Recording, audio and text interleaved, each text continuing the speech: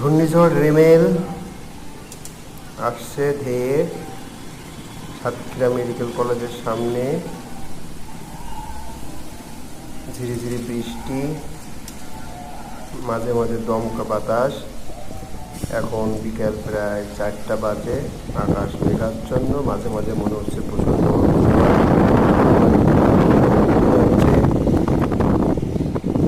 ভারী বৃষ্টি হয়েছে একটু আগে, এখন আবার বৃষ্টি কম। মনে হয় সন্ধ্যা নাগাদ বৃষ্টি এবং বাতাসের প্রকোপ দুটোই বাড়বে। ইতিমধ্যে জানা গেছে দুপুর 12টা-1টার দিকে যখন জোয়ার ছিল, সেই জোয়ারে উপকূলবর্তী অনেক জায়গায় বাঁধ ভেঙে গেছে।